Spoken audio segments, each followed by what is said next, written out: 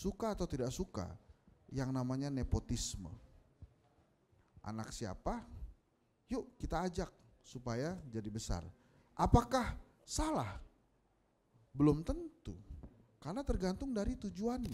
Pertama, kita akhirnya punya pemimpin yang segenerasi dengan kita ya, dengan segala kekurangan dan kelebihannya. Kita punya wakil presiden yang akan datang, Mas Gibran Rakabuming Raka.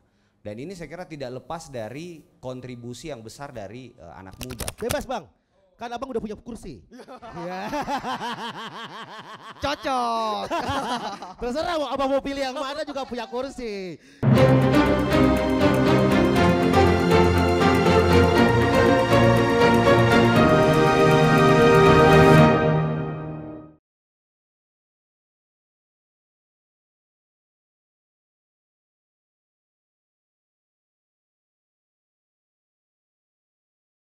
Waduh senang banget. Selamat siang semuanya. Siang ya. Boleh tepuk tangan dong buat siang hari ini. Ini merupakan acara dari kerjasama ya. Kerjasama kolaborasi. dari komisi dengan Fokus Maker, Bangkuras Fokus Maker dalam rangka untuk memperingati hari jadi Soksi yang ke-64 tahun Bang. Gitu, Bang. 64 Iya. tahun. 2 kali umur gua tuh. Lebih tua Fokus Maker daripada gua tuh berarti ya. Oh gitu Bang ya? Jauh. Enggak kelihatan Bang, enggak kelihatan. Kayaknya seumuran ya. Oh seumuran. Barangnya seumuran. Tapi kita sebelum kita melanjutkan acaranya kita alangkah mendengarkan kata sambutan. Ya, untuk mempersilahkan ketua umum, saya punya Betul. pantun nih. Oh, udah Oh, punya ya. pantun. Oke, Gokil. udah ada istilah pantunnya. Siap. Siang hari kita makan-makan. Cakep. Enaknya kita makan coto. Cakep. Mari kita simak dan dengarkan Ya. sambutan Ketua Umum Ali Putra Gifar Rinanto. Yeay. Pantang mundur. Silakan Tom, ini Tom. Terima kasih. Assalamualaikum warahmatullahi wabarakatuh. Selamat siang dan salam sejahtera untuk kita semua. Mohon izin untuk kita buka juga pakai salam perjuangan Soksi. Kalau saya bilang maju terus, jawabnya pantang mundur sambil tangan kanannya mengepal. Oke, bisa kita mulai? Maju terus. Maju terus. Maju terus. Terima kasih banyak. Sekali lagi tepuk tangan untuk kita semua. Hari ini kita berkumpul di sini tadi sudah disebutkan sama MC untuk merayakan hari jadi Sentral Organisasi Karyawan Swadiri Indonesia yang ke-64. Sekaligus juga memperingati Hari Kebangkitan Nasional yang jatuh sama-sama di tanggal 20 Mei 2024 kemarin. Nah, untuk sedikit refleksi, Soksi ini adalah organisasi yang memiliki doktrin karyawanisme yang menghasilkan produk karya dan kekaryaan yang diimplementasikan kepada sekber golongan karya. Jadi Soksi bersama dengan organisasi Kino lainnya, kelompok induk organisasi Kosgoro dan MKGR mendirikan sekretariat bersama golongan karya di tahun 64. Nah, itu didirikan semata-mata untuk melawan pengaruh politik yang sudah cukup kuat dari PKI. Nah, akhirnya Sekber Golkar lahir untuk menekan pengaruh dari Partai Komunis Indonesia. Dan sebenarnya Soksi ini kan sudah 64 tahun, otomatis tanggal 20 Mei 1960 itu didirikan. Bersama-sama dengan organisasi konsentrasinya namanya Pelmasi, Pelopor Mahasiswa Sosialis Indonesia. Soksi pun dulu namanya Sentral Organisasi Karyawan Sosialis Indonesia waktu awal berdiri itu. Nah, Pelmasi ini waktu angkatan 66 dulu perjuangan mahasiswa tahun 66 itu sama-sama mendirikan kami Kesatuan Aksi Mahasiswa Indonesia untuk menghasilkan tuntutan kepada Bung Karno, waktu itu namanya Tritura ya, Trituntutan Rakyat. Nah, seiring berjalannya waktu, Orde Baru sudah menjalankan pemerintahan.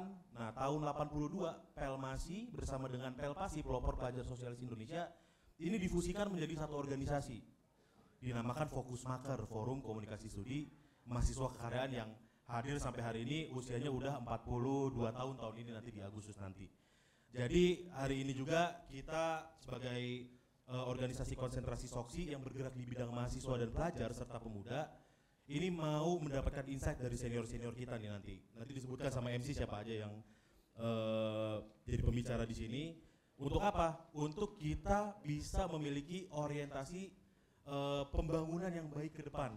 Kira-kira di tahun 2024, minimal di 2024 sampai 2029 ini nanti. Yang jelas, tapi hari ini kita juga di sini untuk ngawal juga nih pemerintahan 2024-2029 ini, bahkan sampai seterusnya nanti.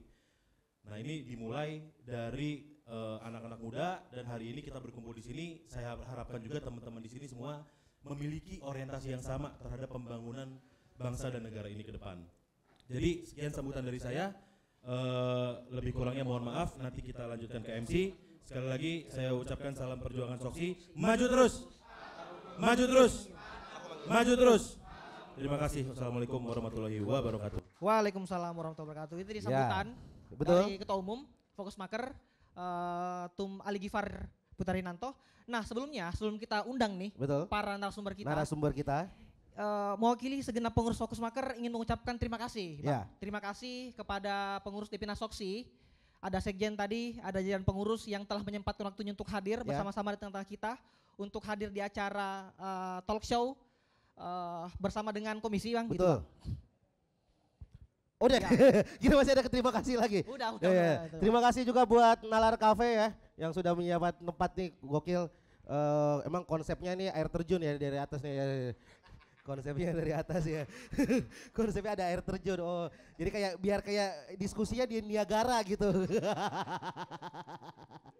Nah, tapi sebelum kita panggil narasumber, jadi jelasin dari ini forum diskusi bekerja sama dengan komisi.co. Jadi perwakilan dari komisi.co juga terima kasih, Bang, sudah mempercayakan. Jadi ini diskusi ini akan tayang di komisi.co. Oh, gitu, Bang ya. Di program Meet the Politician. Jadi Meet the Politician itu emang konsepnya diskusi juga, ketemu dengan narasumber-narasumber, dengan hostnya yang sudah berganti-ganti. Kemarin sempat siapa ya pertama tuh ya, lupa. Pernah Samara, pernah Rian Ernest, terus diganti jadi saya nih, karena dua-duanya kalah. Kalah. Dua-duanya kalah jadi diganti. Kalau saya kan nggak maju, nggak pernah kalah. Siap. Mending nggak usah maju, nggak pernah kalah kan, daripada maju kalah kan. Jadi ini Meet the Politician. Jadi buat teman-teman juga yang mungkin nonton di YouTube nanti, wah ini kok acara Meet the Politician bareng sama organisasi atau forum-forum, bisa. Jadi buat siapapun yang punya organisasi, punya kampus atau apapun yang pengen kerja sama, acaranya bisa masuk ke YouTube punya komisi, kerjasama aja sama kita. Terbuka sama siapapun. Oke, Bang. Langsung aja kita panggilin narasumber. Pertama kita ada siapa, Kak Iki? Buat pertama ini ada sekjen dari Soksi. Ya, ini dia. Yang terhormat Bapak Muhammad Misbakun, anggota Komisi 11 DPR RI, sekaligus Sekretaris Jenderal Depina Soksi, Bang. Oke. Terus Bang, Bang, selanjutnya, Bang. Selamat siang. Pantang mundur. Selanjutnya, wah ini dia nih. Bebas, Bang. Kan Abang udah punya kursi. Iya. Cocok. Terserah Abang mau pilih yang mana juga punya kursi. Kalau nggak punya kursi bawa sendiri. Kocak. Udah serius kan ya. Selanjutnya ini dia Komandan TKN Fanta Prabowo Gibran, sekaligus Ketua PBHMI tahun 2013-2015, Mas Arief Rosyid Hasan. Iya, beri aplaus yang meriah. Wah, buat Kanda kita yang terhormat. Tom kita nih. Siap. Silakan. Kanda. Abang juga silakan, Bang, pilih kursi, Bang. Karena menang. Karena menang. Kan udah menang kan, silakan pilih kursi kan. Atau disiapin nih nanti. Aman. Oke, selanjutnya. Wah, ini. Kita panggil nih pengamat yang mungkin ya nggak, dia bukan pengamat bagi gua, bukan mat. Oke. Ini ada komedian. Oh, komedian. Bukan pengamat di mata gua, dia bukan pengamat politik. Dia adalah komedian. Oke, kita undang dan hormat Bang Henry Satrio.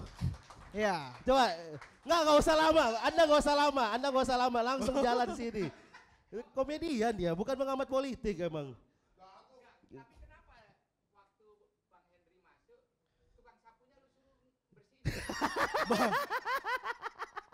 Bang, silakan Bang.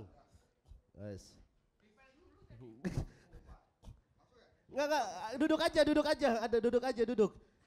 Enggak usah stand up. Gue patahin juga leher lu nih. Susah banget ngomong sama dia. Oke, tepuk tangan dong buat ketiga narasumber kita.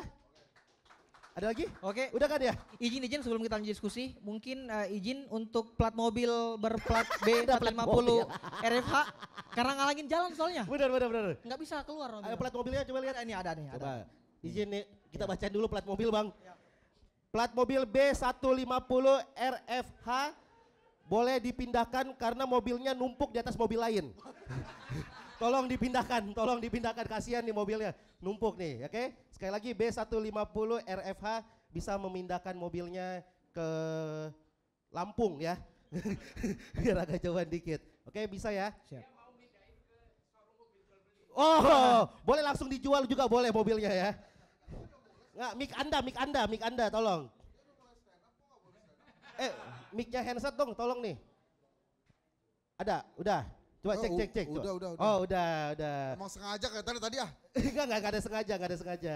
Oke, kita mulai aja ya. Izin sebelum kita lanjut diskusi. Oke, boleh. Sedikit pengantar buat kita semua untuk mengantar diskusi kita pada siang hari ini. Yes. Bahwa 64 tahun Soksi berdiri, ya, mewariskan semangat Prof. Suhardiman untuk tumbuh menjaga Indonesia, Bang.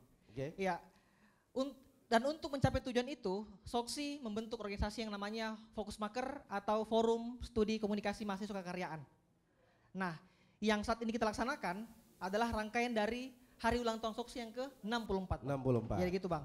Nah, perlu kami tegaskan bahwa Soksi ini menjadi salah satu pendiri dari golongan karya yang bertransformasi menjadi sebuah partai. Yang memiliki akar histori memimpin jalannya pemerintahan terlama di Indonesia. Izin Bang. Ya. Kemudian hal ini juga tidak terlepas dari beberapa prestasi-prestasi yang dilahirkan oleh Partai Golkar, mulai dari Pilkada 2020 sampai dengan Pemilu 2024, sukses di pemilu itu atas arsitek dari Ketua Umum Partai Golkar Bapak Erlangga Hartarto. Jadi gitu Bang. Nah ini perlu kami pertegas. Nah makanya pada siang hari ini kita laksanakan diskusi tidak jauh untuk bagaimana kemudian kita melihat bagaimana konstelasi Partai Golkar dalam menyiapkan kader-kader muda untuk menjemput Indonesia Emas tahun 2045. Jadi gitu Bang. Betul, itu jadi menjadi pokok pembahasan kita hari ini. Siap. Kita langsung aja ngobrol pada siang hari Oke. ini. Tepuk tangan dong buat teman-teman semua yang ada hadir di hari ini. Kita duduk, izin Bang. Duduk, oke. Ya ngomong, langsung ngomong. Ya. Jadi maju terus. Gitu-gitu nggak bisa. Ya oke. Soksi ini saya kasih tahu ada 3 semangat yang membangkitkan Soksi. Oke, apa tuh? Kreativitas, Oke. integrasi, Oke. dan keberanian. Oke. Oh, gue gitu-gitu mempelajari Soksi Wih, sebelum kemari. Ya. Pantesan telat loh. Sambil ngafal di jalan. Izin aja nih. Silakan Kak Iki, kita mau mulai dari obrolan apa nih? Siap, oke. Mungkin yang pertama, pertanyaan untuk semua narasumber kita pada siang hari ini. Ini Jadi pertanyaan rebutan atau gimana? ini pertanyaan terbuka dulu ini. Untuk Terbuka. semua narasumber. Ya, oke. Kira-kira karena ini kita bahas masalah bagaimana peran kaum muda, khususnya mungkin kaum muda yang ada di Partai Golkar. Ya, khususnya dan umumnya untuk kaum muda yang ada di Indonesia, gitu. Nah, kira-kira peran apa yang harus kita jadikan sebagai bekal di masa transisi pemerintahan ini dulu, gitu dulu. Di masa transisi ini kira-kira peran kaum muda ini apa? Ini kan kita udah pemilu nih kemarin. Ya, betul. Dan pemenangnya udah ada. Betul. Udah jelas kan? Ya. Nah, kira-kira di masa transisi ini apa yang harus kita lakukan? Boleh. Kita mulai dari Mas Arief Rosid selaku TKN Fanta nih. Mic-nya. Cek. Apa? Coba belakangnya coba. Maju terus. Maju terus. Maju terus. Paten juga nih. Izin Bang ya. Pak Sekjen, terima kasih. Ya, assalamualaikum warahmatullahi wabarakatuh. Selamat ulang tahun ya buat Soksi yang ke-64 Pak Sekjen, luar biasa ini. Kalau manusia udah hampir habis usia produktifnya ya kan, usia produktif 70 tahun gitu ya. Dan di sisa-sisa usia produktif itu biasanya justru melahirkan banyak legacy ya gitu, warisan-warisan yang menurut saya harus dilanjutkan oleh para generasi ya. Pertanyaannya tadi kan apa yang mesti dilakukan di masa transisi ini? Yang pertama saya kira saya mengalami pilpres dan terlibat langsung sejak 2014 gitu ya. Waktu itu secara tersirat mendukung Pak Jokowi dan Pak JK. Tadi ngobrol sama beliau ya, bagaimana Pak JK membesarkan saya, dan waktu itu saya punya tanggung jawab untuk memenangkan beliau. Kemudian waktu itu masih ketum PB HMI Bang, tapi kan HMI ini punya independensi etis dan independensi organisatoris. Independensi organisatorisnya nggak boleh berpihak, tapi independensi etis dia mesti tidak boleh punya afiliasi partai dan seterusnya. Tapi independensi etis itu mesti berpihak kepada yang benar gitu, dan yang benar dan yang menang. Makanya kita pilih waktu itu Pak Jokowi dan JK ya. Kemudian 2019 saya wakilnya Bang Bahlil di wakil direktur TKN Milenial bareng Mas Bisbahun juga waktu itu di TKN ya. Alhamdulillah menang lagi Jokowi Kiai Ma'ruf, dan terakhir di 2024 kita dukung Pak Prabowo dan Mas Gibran. Yang membedakan saya kira dari periode pemilu ke pemilu itu, tentu yang pertama kita akhirnya punya pemimpin yang segenerasi dengan kita ya, dengan segala kekurangan dan kelebihannya. Kita punya wakil presiden yang akan datang, Mas Gibran Rakabuming Raka.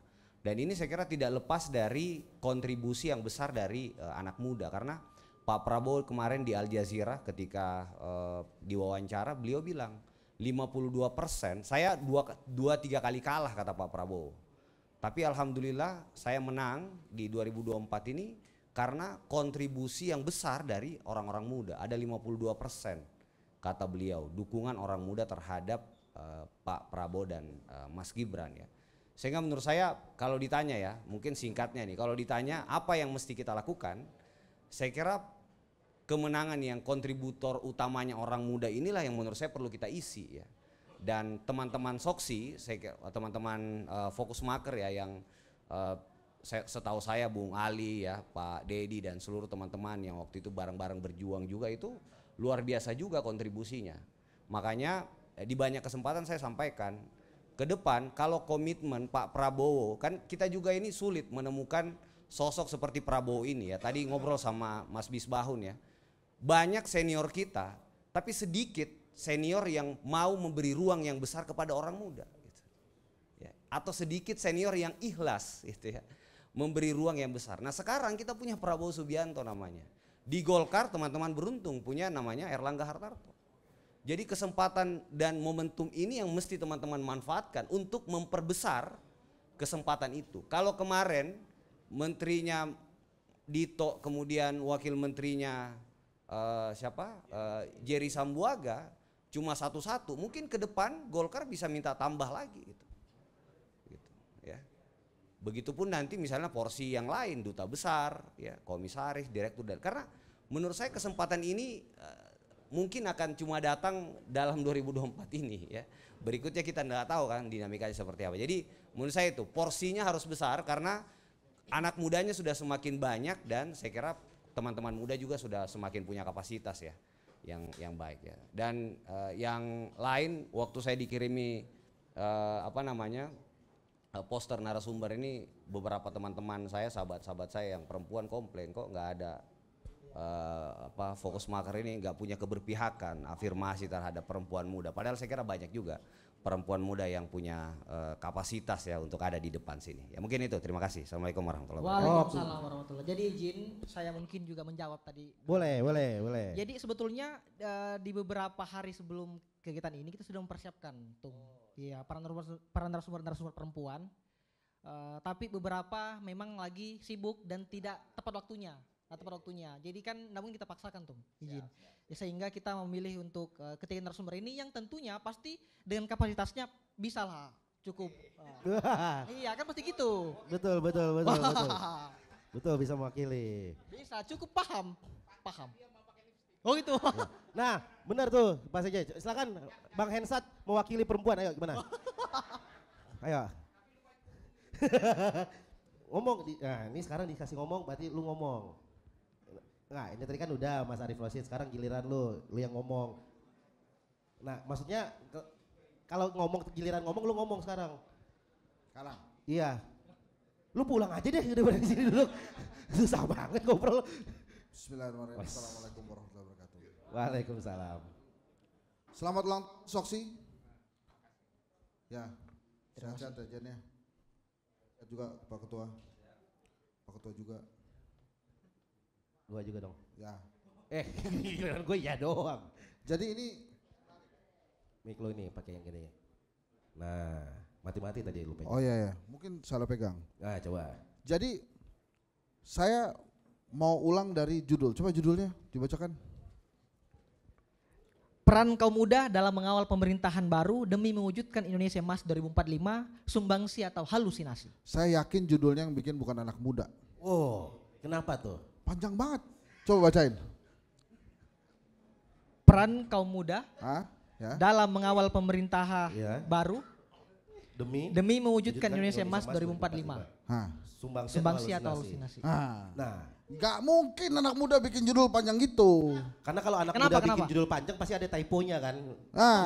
Gitu kan, kalau anak muda yang bikin nasib gua gimana? Itu aja kan. Bagus. Itu judul anak muda. To the point. To the point. Nasib gua gimana? 2045 nasib gua gimana? Betul, bagus banget. Karena menurut hasil survei Kedai Kopi, langsung ilmiah. Langsung Kedai Kopi.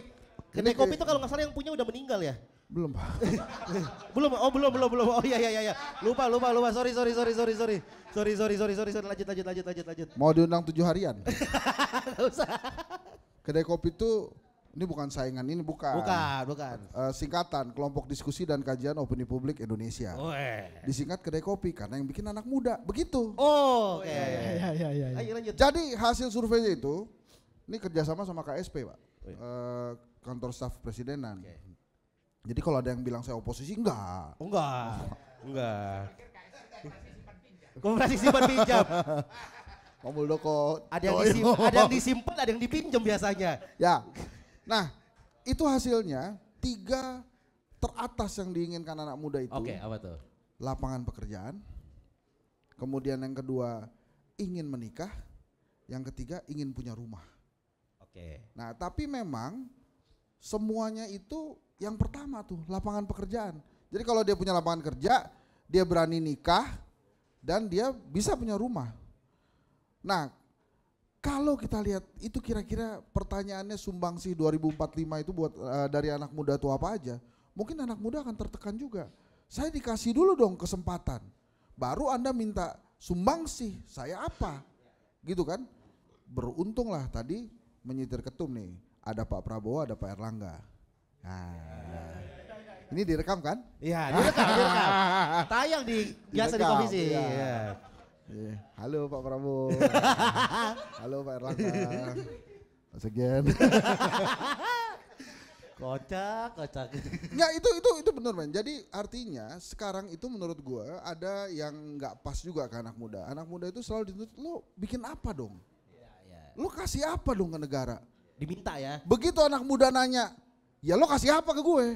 Ya. Feedbacknya apa nih? Terus lari-larian deh. Silakan menteri saya menjawab, bukan gitu. Silakan ada yang berani menjawab tantangan anak muda ini. Jadi anak muda saat ini kan dituntut yang pertama mengerti hak dan kewajibannya, kan rata-rata begitu tuh. Apa haknya? Jangan cuma bisa menuntut kewajiban dong. Sekarang misalnya, baru-baru ini anak-anak muda menuntut turunnya UKT. UKT benar. Itu sebetulnya pada saat mahasiswa menuntut turunnya biaya kuliah, uang kuliah itu sebetulnya menunjukkan rasa kecintaan anak muda terhadap orang tua. Kan yang ngeluarin duitnya orang tua, men. Iya benar, yang bayar Lihat, orang tua. kok mahal banget, kasihan bokap gue, akhirnya dia demo. Ya, gitu ya. Kasihan bokap gue udah bayarin 14 semester gitu kan. Lo, nggak lulus. Nah, jadi balik lagi ke sini adalah yang pertama menurut saya, negara itu pada saat mengatakan saya berikan kesempatan pada anak muda untuk memberikan sumbangsih kepada negara, itu benar-benar harus dalam bentuk konkret. Yang pertama adalah kasih dong lapangan pekerjaannya. Jadi nggak bisa juga kemudian anak muda dituntut untuk ya lu jadi pengusaha lah, jangan cuma nuntut lapangan pekerjaan. Ya kan kalau jadi pengusaha semua nggak ada yang jadi sekjen Soksi dong. Ya kan? Jadi memang hidup itu kan teratur. Jadi artinya menurut saya harus ada keseimbangan antara apa yang diberikan anak muda dengan yang disediakan oleh negara. Saat ini negara baru menyediakan sampai level wakil presiden. Ya, mudah-mudahan nanti disediakan juga di level presiden. Karena kan semakin turun tuh kan umurnya. Jadi bisa nanti lama-lama anak muda. Nah, itu yang pertama. Kemudian yang kedua kaitannya dengan Soksi. Teman-teman semua, kalau yang memahami bagaimana Soksi bergerak, bila teman-teman memahami bagaimana Soksi bergerak, harusnya seluruh karyawan di Indonesia ini tergabung dalam Soksi. Karena memang dijaga betul. Tadi yang semangat yang kedua adalah integrasi, karyawanisme. Nanti kita tanya Pak Sekjen apa maksudnya karyawanisme. Itu adalah bagaimana cara hidup rakyat Indonesia dengan berusaha untuk menjadi karyawan yang baik lah, kira-kira gitulah kalau saya sih bilangnya. Nah, oleh karena itu maka dalam kesempatan ini saya justru ingin membalik judulnya. Bukan pertanyaan apa sumbangsi anak muda, kesempatan apa yang diberikan oleh negara sehingga kita bisa masuk dan setara. Karena seniorisme itu pasti masih ada di partai politik ada, ya, di partai di perusahaan ada, di organisasi-organisasi lain ada. Sekarang secara gamblang saya katakan, apa yang bisa menjembatani anak muda menjadi setara dalam berbagai kehidupan, baik itu ekonomi, sosial, budaya. Suka atau tidak suka, yang namanya nepotisme. Anak siapa? Yuk kita ajak supaya jadi besar. Apakah salah? Belum tentu, karena tergantung dari tujuannya. Tapi kalau misalnya anaknya Henry Satrio nih, datang ke komisi.co, ketemu Gian, itu pasti dibukain pintu. Oh anaknya Pak Hensat ya, mari masuk gitu. Karena Gian pasti nggak pengen punya masalah sama gua kan. Iya betul Bang. Nah, tapi kalau anak yang lain misalnya masuk, siapa? Udah bikin janji apa belum? Gian kan gitu kadang-kadang. Udah bikin janji atau belum? Kenapa lu framing di sini? Enggak kan gua lagi cerita. Oh iya lagi cerita, tapi kayak framing gitu. Enggak, soalnya Anda terlalu ingin menghegemoni nama Gian itu cuma lo doang. Enggak kan gua nunjuknya ke sini. Oh iya benar ya. Kalau belum ya, kalau belum janji sama Gian nggak bisa. Tapi karena ini anaknya Hensat maka bisa jadi setara. Nah, oleh karena itu saya percaya kepada Soksi dan Forum Maker supaya memperbesar kesempatan itu bukan hanya di ranah nepotisme atau hubungan keluarga. Tapi memang benar-benar bisa melihat anak muda jauh lebih kompeten daripada generasi-generasi yang lebih dahulu lahirnya. Nah, yang ketiga ini penting nih. Saya mau komplain tentang anak muda juga boleh ya? Di kantor gue tuh ada generasi Z, ada generasi Alpha yang lagi magang juga, sama yang milenial. Emang agak susah diatur juga generasi Z ini men. Generasi Alpha ini. Saya mau protes. Karena saya bilang, ini bos gue toksik banget. Gue bilang lo ada karyawan toksik juga kayak lu tuh. Jadi kan mereka gampang tuh nunjuk, ini bos toksik, gue resign. Gue gak mau kehidupan gue jadi toksik gara-gara harus berkomunikasi dengan bos yang toksik. Iya betul. Lah bosnya kan juga, ya lu kan gue gaji. Ya. Kalau emang peraturannya masuk 5 hari, jam 9 sampai jam 5 sore, dan lu boleh istirahat, peraturannya 1 jam, dari jam 12 sampai jam 1 yang sering kadang-kadang dilewatin juga sama dia tuh. Terus kemudian dia nuntut lebih karena ada pekerjaan yang banyak, terus nuduh kita bos yang toksik, itu menurut gue juga hal yang harus diperbaiki dan dikritisi oleh kita yang lebih senior dari anak-anak muda itu. Bahwa kehidupan itu tidak semudah game online, yang kalah bisa restart.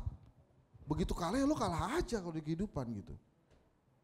Nah makanya menurut saya masukan kritis juga buat anak-anak muda saat ini. Hebatnya anak muda saat ini kan semua yang kalian inginkan itu mudah didapatnya. Dalam arti akses informasi, kemudian akses teknologi, tidak seperti zamannya Henry Satrio misalnya waktu skripsi kita masih pakai mesin tik. Iya betul. Tapi ini gua agak OOT ya, saya cerita sedikit nih. Kan saya skripsi pakai mesin tik ya. 2 tahun kemudian Jen, itu masuk MS Word Jen. Apa bukan MS Word, apa itu namanya? WS 7 udah pakai ketik-ketik yang kalau mau paragraf tuh mesti kontrol apa gitu. Cuma ada gaya dikit aja.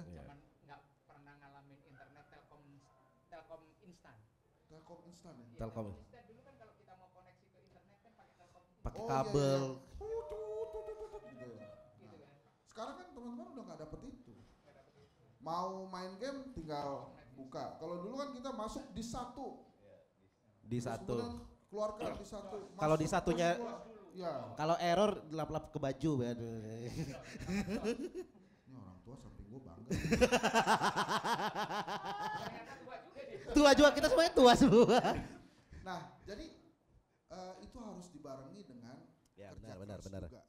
Jadi kemudahan plus kerja keras mestinya itu anak muda. Ya. Dan saya lihat banyak banget anak-anak muda yang telah berhasil ya. Yang di kantor saya juga ada tuh, memang anak-anak muda yang memiliki passion tersendiri. Saya juga sebenarnya mau tanya sih tuh, ente kan anak-anak muda tuh banyak ya. Gimana tuh melawan tuduhan dari anak-anak muda yang lebih muda dari kita bahwa generasi tua itu banyak yang toksik. Nah itu kira-kira. Thank you. Makasih. Assalamualaikum warahmatullahi wabarakatuh. Waalaikumsalam.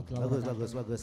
Dari Hensel kita bisa lihat bahwa ini work life balance antara yang senior juga membuka jalan dan ada sumbangsi juga dari anak mudanya. Kita bisa memberikan apa ke anak muda bisa melakukan apa, tapi mentalnya anak muda juga harus dikoreksi nih. Jangan dikit-dikit toksik, dikit-dikit apa, ini kayaknya kantor gua resign deh gitu. Karena dari data yang ada juga, sekarang anak muda Gen Z ini itu pindah kantornya bisa 3 bulan pindah kantor, 3 bulan pindah kantor.